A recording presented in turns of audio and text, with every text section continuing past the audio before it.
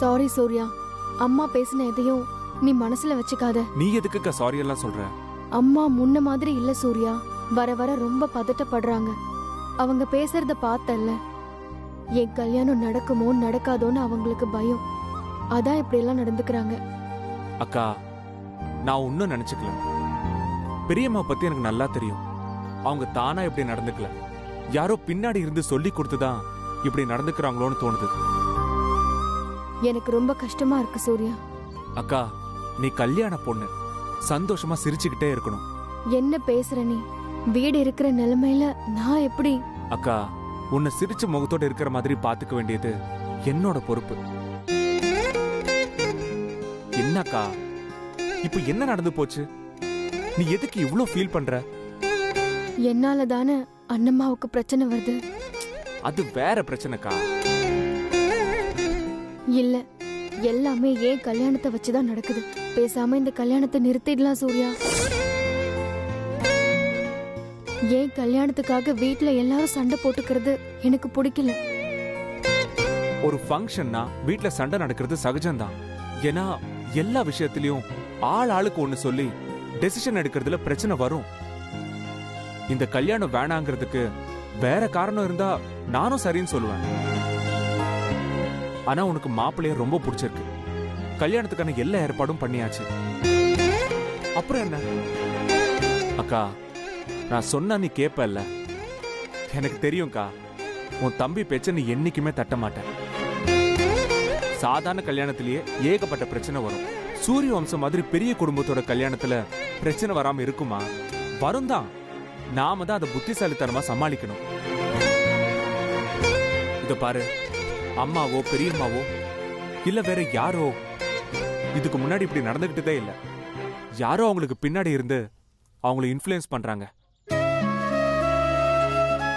அவங்க யாரு, என்ன, அவங்களை எப்படி டீல் பண்றது, இதெல்லாம் நான் பாத்துக்கிறேன். உன் தம்பியா உன் கல்யாணத்தை நல்லபடியா நடத்த வேண்டியது என்னோட பொறுப்பு. இனிமே மறந்து கூட இந்த மாதிரி பேசக்கூடாது, புரிஞ்சுதா?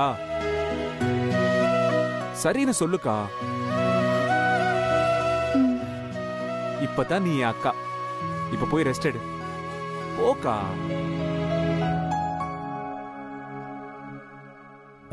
அத்தை, சொல்லுங்க மாப்ள. அந்த செக்க கொடுங்க, நானே போய் மண்டபத்துல கொடுத்துட்டு வரேன். உங்களுக்கு எதுக்கு மாப்ள சிரமம்? மாமா பாத்துக்குவாரு, நீங்க போய் ரெஸ்ட் எடுங்க. இதுல என்னத்த சிரமம்? இது என்னோட கல்யாணம், நான் பார்க்காம வேற யாரு பார்க்க போறா? அதுவும் இல்லாம கல்யாண வேலைய ஆளாளுக்கு ஷேர் பண்ணி செஞ்சா ஈஸியா இருக்கும்ல. இருங்க மாப்ள, நான் போய் செக் எடுத்துட்டு வந்துடுறேன்.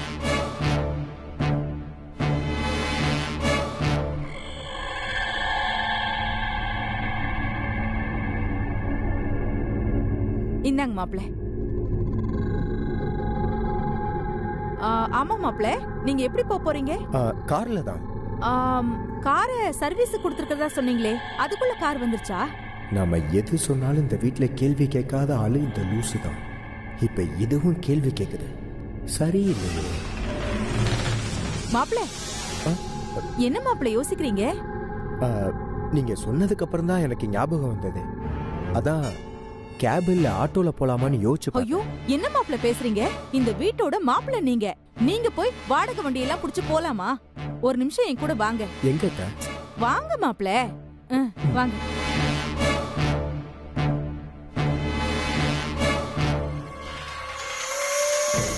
வாங்க மாப்ள.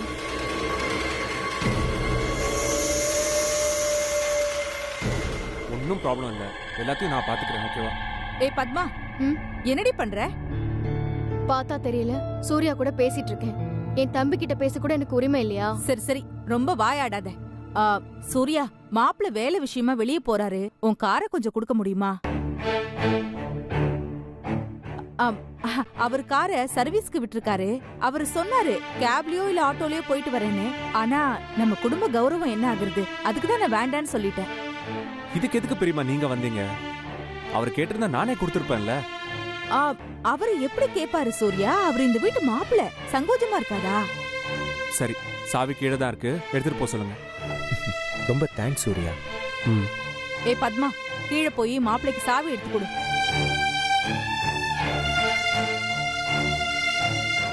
பரவாயில்ல அத்தை, நான் எடுத்துக்கிறேன். சரிங்க மாப்பிள்ள, நீங்க பார்த்து பத்திரமா போயிட்டு வாங்க. ம். ம். சூர்யா, பத்மா கல்யாணத்துக்காக மாப்பிள்ளை கிட்ட கையேந்த வேண்டிய நிலைமை வந்துருமோன்னு ரொம்ப கவலையா இருந்தேன். நல்ல வேளை நீ காசை கொடுத்து நம்ம குடும்ப கௌரவத்தை காப்பாத்திட்ட. அதே மாதிரி இப்ப காரையும் கொடுத்து உதவி இருக்க. ரொம்ப தேங்க்ஸ் சூர்யா. ஏய், என்ன இன்னும் இங்கே நின்னுட்டு இருக்க? வா போலாம்.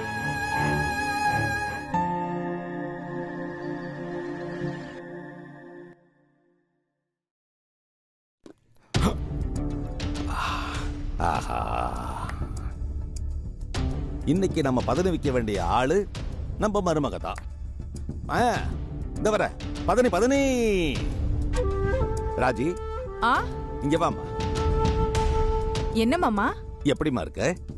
என்ன மாமா, என்னமோ இப்பதான் புதுசா பாக்குற மாதிரி கேக்குறீங்க.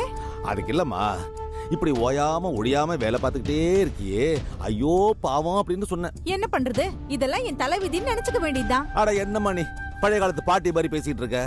தலைவிதியை மாத்தி எழுதுறவன் தான் தலைவனாக முடியும். நீ இப்படியே வேலை பார்த்துட்டு இருந்தீங்கன்னா அப்புறம் இந்த வீட்டுல வேலைக்காரையை தூக்கிட்டு அந்த இடத்துல உன்னை பிக்ஸ் பண்ணிடுவாங்க. இப்ப மட்டும் என்ன, அதானே நடந்துட்டு இருக்கு. அதுக்கு தாமா ஒரு ஐடியாவை சொன்னேன். என்ன பண்றது, உன் புருஷன் தான் ஒரு தொடர்நடை பயலா இருக்கானே. இப்படியே போனா காலம் பூராவும் அந்த ஜெயந்திக்கு நீ கடங்காரியா வட்டி கட்டிக்கிட்டே இருக்க வேண்டியதான். இப்பவே அவ என்னமோ மூத்த மருமக மாதிரியும் உன்னை ஒரு வேலைக்காரி மாதிரியும் தான் பாக்குறா. போற போக்க பார்த்தா உன்னையும் உன் புருஷன் பிள்ளைங்களையும் நடுத்தருவில் நிறுத்த போறாங்க. இதுதான் நடக்க போகுது. இப்பவாது உன் வாயில இருந்து என்ன செய்யணுமாமா அப்படின்னு ஒரு வார்த்தை வருதா பத்தியா? உனக்கு என்ன கஷ்டம்? நீ இப்படியே அப்பாவியா இருந்து காலத்தை கடத்திட்டு போயிடுவ. அப்புறம் உன் வாரிசு நினைச்சு பாத்தியா? சரி விடுமா, என்னைக்குமே உன் மேல எனக்கு ஒரு தனி பாசம். அதனாலதான் இப்படி சொன்ன. நீதான் கேட்டுக்க மாட்டேங்கிறியே. ஐயோ, அப்படிலாம் இல்ல மாமா. இப்ப நான் என்ன பண்ணணும் நீங்க சொல்லுங்க. அப்படி கேளு, நீ பொழைச்சுக்குவ. இப்ப சொல்ற கேளு. யாராவது மடியில வந்து விழுற மகாலட்சுமிய வேண்டாம் உதருவாங்களா? அன்னைக்கு அவ்வளவு தூரம் சொல்லியும் நீ கேட்கலையே. எதை சொல்றீங்க? இப்ப சொல்லு. அன்னியே வந்து சாவி கொத்த கொடுக்கும் போது டக்குனு வாங்கி இடுப்புல சொல்லிக்க வேணா? ஐயோ மாமா, இங்கதான் எல்லாத்துக்கும் போட்டா போட்டியா இருக்கே. அதுக்கப்புறம் நான் அந்த சாவி எடுக்க போய் எல்லாரும் சேர்ந்து எனக்கு சாபம் விட்டாங்கன்னா? ஆமா, இந்த வீட்டுல இருக்கிறவங்க பெரிய ராஜரிஷிங்க. அவங்க சொன்னா உடனே பழிச்சிரும் பாரு. ஆட போமா, அவங்க சொன்னா சொல்லிட்டு போறாங்கன்னு நீ பாட்டுக்கு சாவி கொத்த வாங்கிக்க வேண்டியதானே? அதான் முடிஞ்சு போச்சே. இப்ப என்ன பண்ணணும் அத சொல்லுங்க. முடிஞ்சு போச்சுன்னு யார் சொன்னாங்க? இப்பவும் அந்த சாவி கொத்து எங்க அண்ணன் படத்துக்கு கீழே தான் இருக்கு. நீ போய் அதை எடுத்துக்கிட்டு வா. கிளிக்கு எடுத்துல இருக்கிற ராஜா உசுறு மாதிரி அந்த சாவி கொத்துல தான் எல்லாமே இருக்கு. அந்த சாவி கொத்து உன் கையில இருந்தா நீதான் இந்த வீட்டோட மகாராணி, இல்ல வேலைக்காரி தான். அந்த ஜெயந்தி உனக்கு கடன் கொடுக்கறேன்னு சொல்லி உன்னை எப்படி எல்லாம் அசிங்கப்படுத்தினா அத அப்படியே கொஞ்சம் மனசுல நினைச்சு பாரு.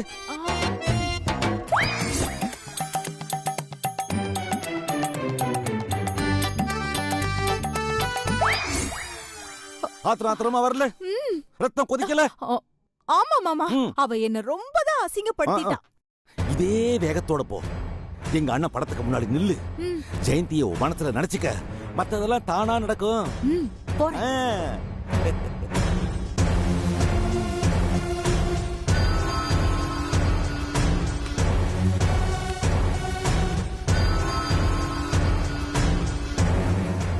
சாவி குத்த எடுக்க போறியா?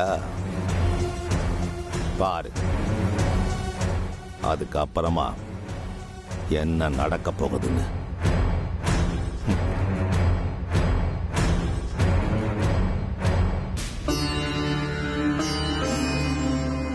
மாமா, இந்த வீட்டு மூத்த மருமகனா, இந்த வீட்டை பொறுப்பா பாத்துக்கணும்.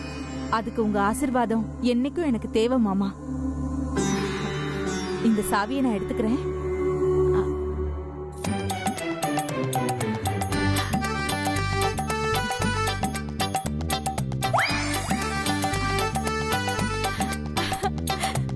மாமா, ரொம்ப சந்தோஷம் மாமா, என்ன ஆசீர்வாதம் பண்ணதுக்கு. இத சொன்னா யாரும் நம்ப கூட மாட்டாங்களே. ஏன் நம்ப மாட்டாங்க? நான் நம்புறேன். ஐயோ, இவளா? பூனை தான் கண்ணை மூடிக்கிட்டு உலகமே இருட்டா இருக்குன்னு நினைச்சுக்குமா. அந்த மாதிரி இருக்கு இப்ப நீங்க பண்ண வேலை. அன்னைக்கு என்னவோ அத்தை கிட்ட சாவி கொத்து மேல எனக்கு ஆசை இல்ல, இத நீங்களே வச்சுக்கோங்கன்னு பெருசா சீனை போட்டுட்டு இப்ப யாருமே இல்லாத நேரத்துல இப்படி திருட்டுத்தனமா சாவி எடுக்கிறது பச்சை அயோக்கியத்தனமா இருக்கு.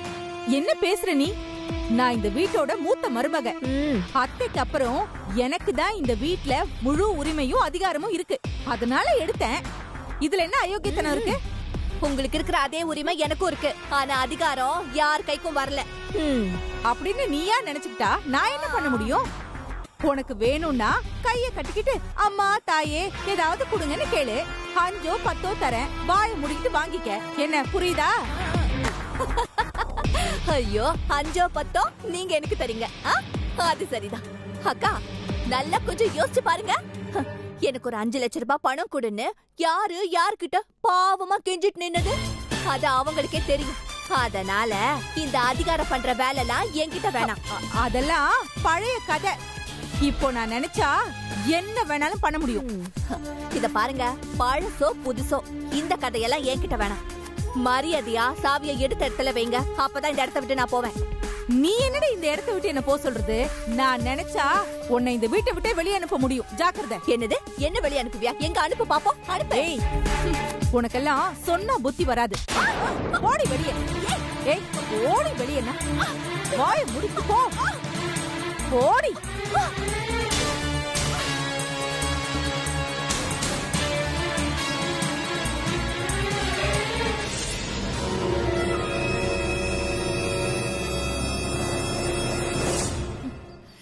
என்னைய கழுத்தை பிடிச்சு வெளியே தள்ளுற?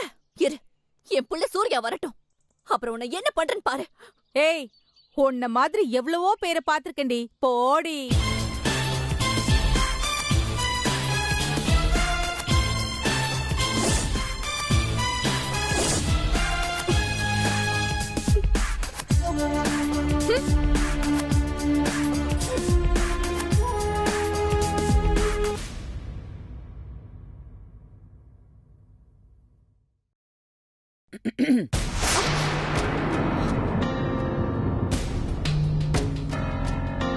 ஐயோ அத்தை, இவங்க எப்ப வந்தாங்க?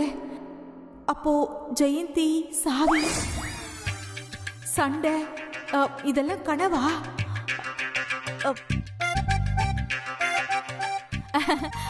ஒண்ணும் இல்ல அத்தை, மாமாவை கும்பிட்டு போலான்னு வந்தேன்.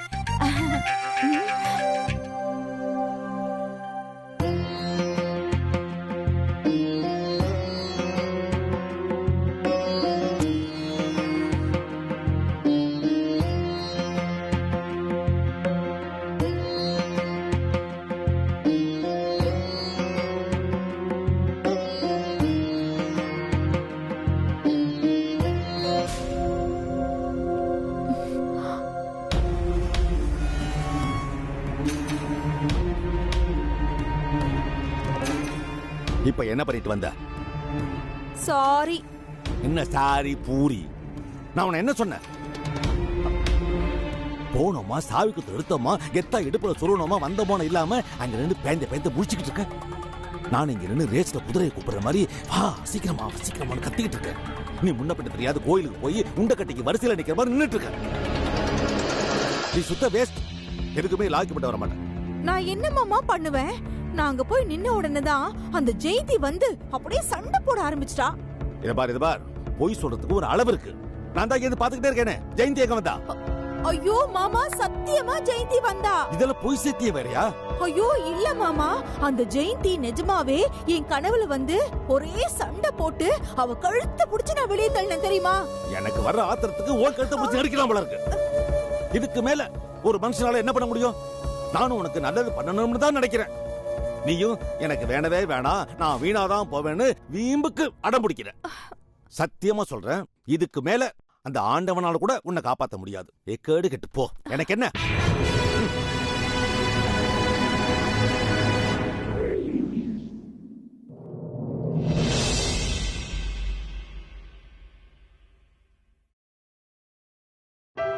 வணக்கம் சார். ரொம்ப தேங்க்ஸ் சார்.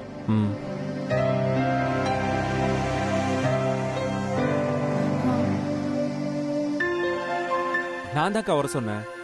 டிரைவர் நம்ம ஊருக்கு போகும்போது கார் ஓட்டிட்டு வந்தாருல, வேலை கேட்டு வந்தாரு. அதான் அண்ணம்மா கிட்ட ஒரு வார்த்தை சொல்லி சேர்த்துக்கலான்னு வர சொன்னேன்.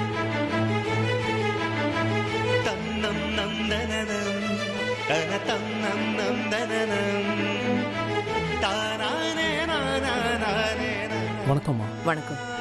சொல்லு சூர்யா. அண்ணம்மா சொல்லிருந்தேன்ல, இந்த சிங் வேலை கேட்டாருன்னு. இவரு ஊருக்கு வந்தவர் இல்ல? ஆமா, நீங்களாம் பிசினஸ் தானே பண்ணுவீங்க, எப்படி வேலைக்கு வந்திருக்கீங்க? இல்ல மேடம், அப்பா பிசினஸ் தான் பண்ணிட்டு இருந்தாரு. ரொம்ப லாஸ் ஆயிடுச்சு.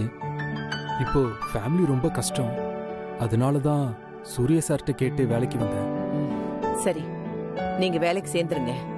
நீங்க நம்ம அவுட் ஹவுஸ்லயே தங்கிக்கங்க. சரிங்கம்மா. அப்புறம் ஒரு முக்கியமான விஷயம், நேர்மையா இருந்தா தான் இங்க ரொம்ப நாள் வேலை செய்ய முடியும். நேர்மை தவறுனா அடுத்த நிமிஷமே உங்களுக்கு வேலை போயிடும்.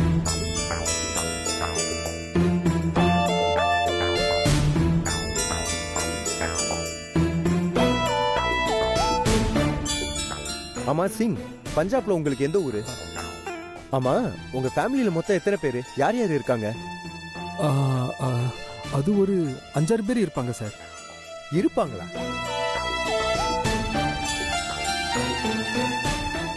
அப்போ உனக்கு தெரியாதா? அது நல்லா தெரியும் சார். என்ன லாங்குவேஜ் ப்ராப்ளம், அதனால தான் சார். சாதாரண டிரைவரை இவ்ளோ வெரிஃபிகேஷன் பண்றீங்க, இதே மாதிரி மாப்பிளையும் பண்ணிருக்கலாம்.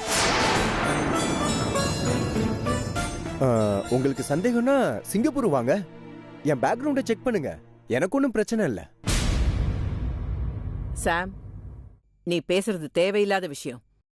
எதுக்கு எதை கூட சேர்த்து வச்சு பேசுற? சூர்யா, அவருக்கு அவுட் ஹவுஸ காட்டு. அப்புறம் சம்பளம் எல்லாம் பேசிட்டியா?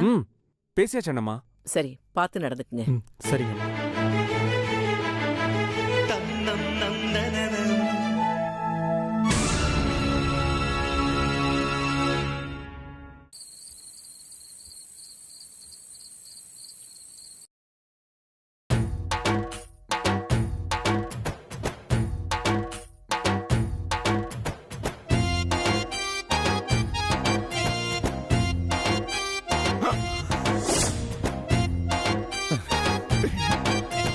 அண்ணே, எப்படி இருக்க? உனக்கு என்ன, நீ சிவலோக பதவி அடைஞ்சிட்ட, அங்க லைஃப் எல்லாம் எப்படி போயிட்டு இருக்கு? நல்லா ஜாலியா இருக்குமே. எனக்கு தான் ரொம்ப கஷ்டமா இருக்கு. நீ இருக்கிற வரைக்கும் ஒரு என்டர்டைன்மெண்டாவது இருந்துச்சு. வீட்டு சாவிய கிரிக்கெட் பால் விளையாடுற மாதிரி இப்படி தூக்கி போட்டு விளையாண்டா அதுக்கு என்ன மரியாதை இருக்கும்? எவனாவது லவ் போயிட்டான்னா இங்க இருக்கிறவங்க எல்லாம் உன் சொத்தை நல்லபடியா வச்சு பாதுகாக்க மாட்டாங்கன்னு. அதனாலதான் சாவிய நான் எடுத்துக்கலான் இருக்கேன். எங்க கண்ணை முடிக்கண்ண தம்பி, சாவி எடுத்துக்கிறேன். இங்க என்ன பண்றீங்க? அண்ணே, என்ன திடீர்னு பொம்பளை வயசுல பேசுற? என்னது?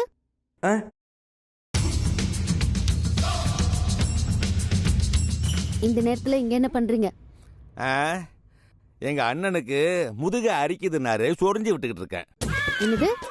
ஆமாமா, திடீர்னு என் கனவுல எங்க அண்ணன் வந்து, தம்பி முதுக ரொம்ப அரிக்குதுடா, கொஞ்சம் சொரிஞ்சு விடுறான்னாரு, அதான் வந்திருக்கேன். ஆமா, என் கனவுல நீ எப்படி வந்த? இது கனவில்ல, நிஜம். ஆமா, நிஜம்தான். நீங்க சொல்றதெல்லாம் நம்புற மாதிரியா இருக்கு. என்ன நீ ஒரு பெரிய மனுஷன் கூட பார்க்காம மடக்கி மடக்கி கேள்வி கேட்டுட்டு இருக்க?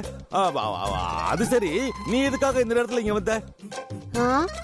தாத்தா கனவுல வந்து யாரோ சாவி கொத்த எடுக்கிற மாதிரி இருக்கு, சீக்கிரம் போய் பாருமான்னு சொன்னாரு, அதான் வந்தேன். என்ன இவரு ஒரே நேரத்துல எல்லார் கனவுலையும் வராரு? எங்க அண்ணன் எவ்வளவு டிராவல் பண்ணாலும் டயர்டே ஆக மாட்டாரு. சரி சரி, போய் படுங்க. என்ன நீ என்ன அதிகாரம் பண்ணிட்டு இருக்க? இந்த வீட்ல யாரு எப்படி என்ன நடக்குதுன்னு எல்லாம் எனக்கு தெரியும். அதனால யார்கிட்ட எப்படி பேசணும்னு நான் நல்லா தெரிஞ்சு வச்சிருக்கேன். இத பாருமா, அமெரிக்கா பாப்பா, எனக்கும் யாரு என்ன எப்படின்னு எல்லா விவரமும் தெரியும். அத சொல்ல வேண்டிய நேரத்துல சொல்லுவேன். வந்தோமா, இருந்தோமா, சாப்பிட்டோமா, ஜெயந்திக்கு சாம்பிராணி போட்டோமான்னு இருக்கணும். தேவையில்லாம என்ன சீண்டி பாக்குற வேலை வச்சுக்காத. என்ன பாக்குற? நீ பாம்பு புத்துக்குள்ள கைய விடுற, ஜாக்கிரதை. தண்ணி பாம்புக்கெல்லாம் பயப்படுற ஆள் நான் இல்ல. என்னது? நான் தண்ணி பாம்பா? இங்க பாருங்க, எங்க குடும்பத்தோட தூரத்து சொந்தக்காரங்கன்னு உங்களுக்கு ஒரு இடம் கொடுத்து வச்சிருக்காங்க. நீங்களே அந்த மரியாதையை கெடுத்துக்காதீங்க. போங்க. இந்த நாராயணன் ஆளாளுக்கு சீண்டி பாக்குறீங்கல்ல, இதுக்கெல்லாம் பின்னாடி கஷ்டப்படுவீங்க. அது அப்ப பாத்துக்கலாம். இப்ப நீங்க கிளம்புங்க. போங்க.